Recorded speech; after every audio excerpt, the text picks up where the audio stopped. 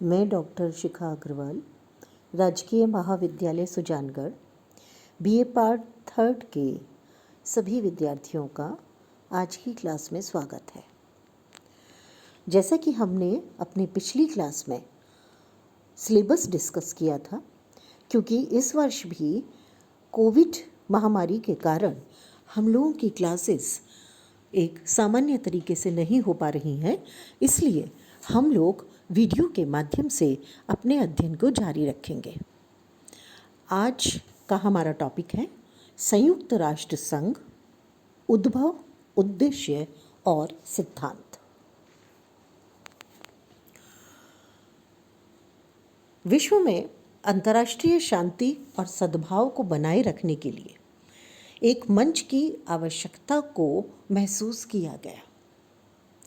प्रथम विश्व युद्ध के बाद पेरिस शांति सम्मेलन में जब 1919 में राष्ट्र संघ की स्थापना की गई, तो उसके पीछे विश्व के जितने भी स्वतंत्र देश तात्कालिक समय में थे, उनका उद्देश्य शांतिपूर्ण स्थितियों को स्थापित करना था। परंतु राष्ट्र संघ अपने उद्देश्य में बहुत ज़्यादा सफल नहीं हो पाया और कुछ समय बाद ये असफल हो गया, और उसकी असफलता ने विश्व में द्वितीय विश्व युद्ध को जन्म दिया। इस तरह से शांति की जिस स्थिति को पाने के लिए राष्ट्र संघ बनाया गया, वो कारगर नहीं हुआ। लेकिन द्वितीय विश्व युद्ध ने पूरे विश्व को झकझोर के रख दिया। जैसा कि आपको पता है कि द्वितीय विश्व युद्ध में पहली बार परमाणु बम का प्रयोग किया गया, जो कि बहुत भयानक और घातक था और जिसका परिणाम बहुत ज़्यादा विस्फोटक। इस कारण से ये माना गया कि अब अगर हमने शांति के बारे में नहीं सोचा तो विश्व कभी भी खात्मे के कगार पर खड़ा हो सकता है, क्योंकि परमाणु शक्ति का विकास हो गया और उस होड़ में अब अन्य राष्ट्र भी आ सकते हैं। इस स्थिति में द्वितीय विश्व की युद्ध की पूरा होने से पूर्व ही, यानी वो समाप्त भी नहीं हुआ था, इससे पहले ही मित्र राष्ट्रों के नेताओं ने इस निष्कर्ष को निकाला कि विश्व समस्याओं को खत्म करने के लिए और भविष्य में विश्व युद्ध की किसी भी आशंका को टालने के लिए निश्चित रूप से किसी ऐसे अंतर्राष्ट्रीय मंच को स्थापित किया जाए जो राष्ट्र संघ से ज़्यादा प्रभावशाली हो। अमेरिकी राष्ट्रपति रूजवेल्ट ने इस संबंध में कुछ विशिष्ट बातों की ओर ध्यान आकर्षित किया। पहली बात थी, विश्व के समस्त स्वतंत्र देश इसके सदस्य हों और छोटी बड़ी सभी समस्याओं पर इसमें खुलकर के वाद विवाद और परामर्श हो। दूसरी बात आती थी इसमें, इस प्रकार के निरंतर संप्रेषण संपर्क से राष्ट्रों में मित्रता का वातावरण उत्पन्न होगा। यानी जब सभी स्वतंत्र देश एक स्थान पर एकत्रित होंगे और खुलकर विचार विमर्श करेंगे तो निश्चित रूप से उनमें मित्रता का भाव ज़्यादा आएगा।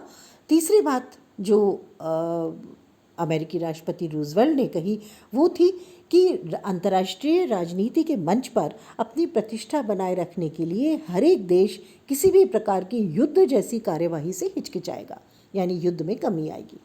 और चौथी बात जो कही उन्होंने वो थी, आर्थिक, सामाजिक, सांस्कृतिक और शैक्षणिक गतिविधियों में ऐसे मंच के माध्यम से अलग अलग राष्ट्रों के मध्य तालमेल और निकटता स्थापित की जाएगी, जिससे संघर्ष की प्रवृत्ति को खत्म किया जा सके।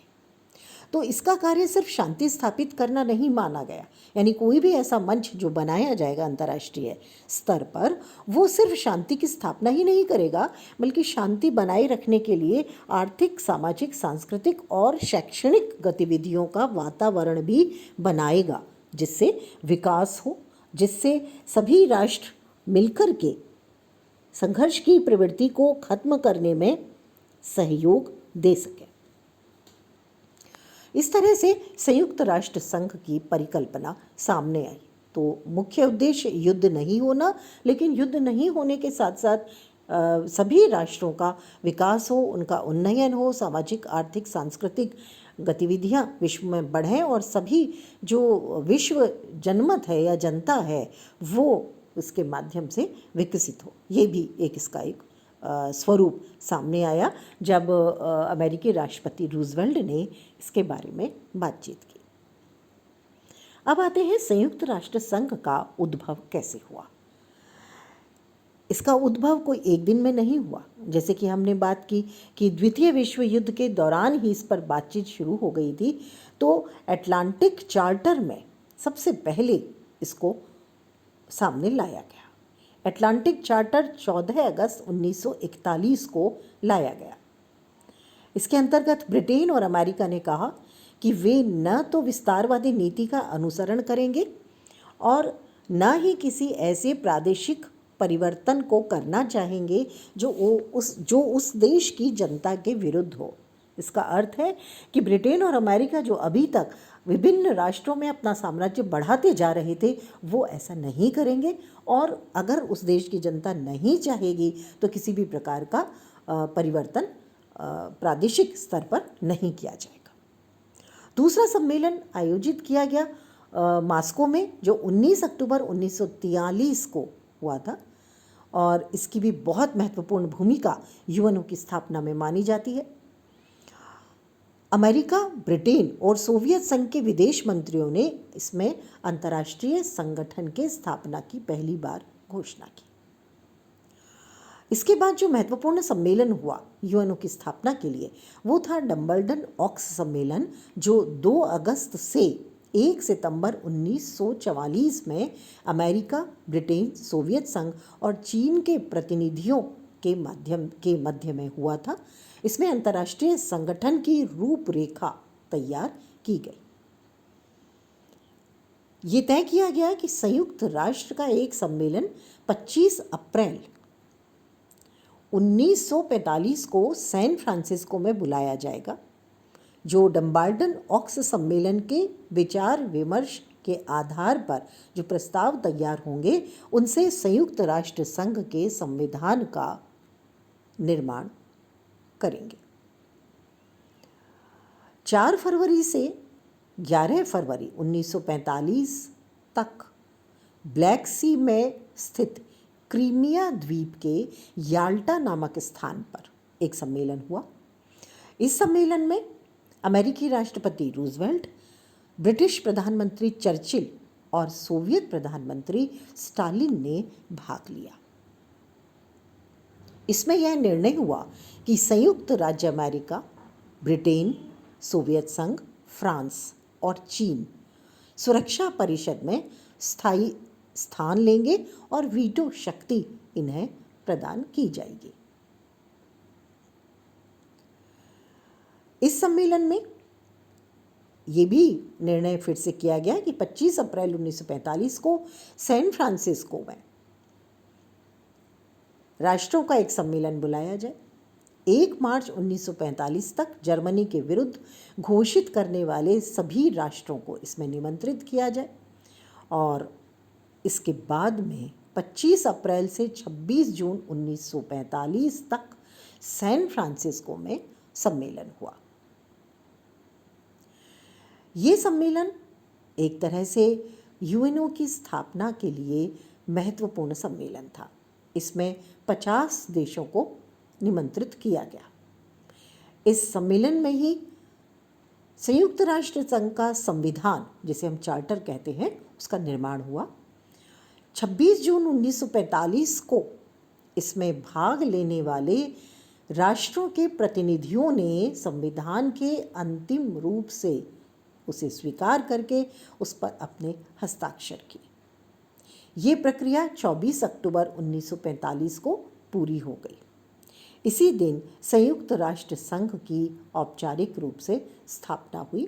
इसी कारण 24 अक्टूबर 1945 को संयुक्त राष्ट्र संघ का एक तरह से हम लोग जन्म मानते हैं, स्थापना मानते हैं। अब आते हैं चार्टर के या संयुक्त राष्ट्र संघ के उद्देश्य क्या है। जैसा कि शुरू से हमने देखा, संयुक्त राष्ट्र संघ का जो मुख्य उद्देश्य है वो अंतर्राष्ट्रीय शांति और सुरक्षा को बनाए रखना, समान अधिकार और आत्मनिर्णय के सिद्धांत के लिए आदर की भावना के आधार पर विभिन्न राष्ट्रों के बीच मित्रतापूर्ण भावना को मजबूत करना। तीसरा उद्देश्य है आर्थिक, सामाजिक, सांस्कृतिक और मानव कल्याण संबंधी अंतर्राष्ट्रीय समस्याओं को सुलझाने के लिए अंतर्राष्ट्रीय सहयोग प्राप्त करना।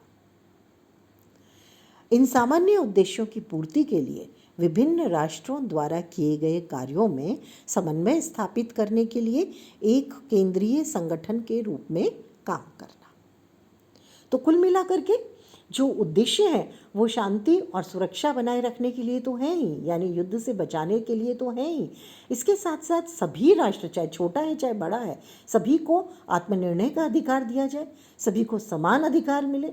इस आधार पर कि किसी का आकार बड़ा या किसी की शक्ति ज़्यादा है, उसे ना तो ज़्यादा अधिकार मिलेंगे, ना उसको आत्मनिर्णय का अधिकार ज़्यादा मिलेगा। आर्थिक, सामाजिक और सांस्कृतिक जो समस्याएं हैं मानव से जुड़ी हुई, उनको भी दूर करने का कार्य इसके माध्यम से किया जाएगा। और इसीलिए आगे हम लोग जब इसके अंग पढ़ेंगे तो उसमें हम लोग यूनेस्को जैसे अंग भी पढ़ेंगे, WHO को भी पढ़ेंगे। WHO का नाम या विश्व स्वास्थ्य संगठन का नाम आजकल आप लोग भी बहुत सुनते होंगे। वो चेतावनी जारी करते हैं बार बार कोविड के बारे में, कोरोना के बारे में, और अन्य स्थितियां भी उसके माध्यम से हमारे सामने आती हैं। तो इस तरह से कुल मिलाकर के एक केंद्रीय संगठन के रूप में संयुक्त राष्ट्र संघ काम करेगा। अब आते हैं हम इसके सिद्धांतों पर। इसके सिद्धांतों में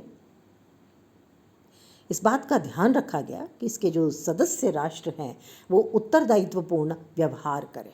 यानी इसके सदस्य बनने का मतलब ये नहीं है कि वो युद्ध को प्रश्रय देंगे या युद्ध में भाग लेंगे या मानवाधिकारों का उल्लंघन करेंगे। ये स्पष्ट तौर पर कहा गया। इसके पहला जो सिद्धांत है इसके सभी सदस्य सार्वभौम एवं समान हैं।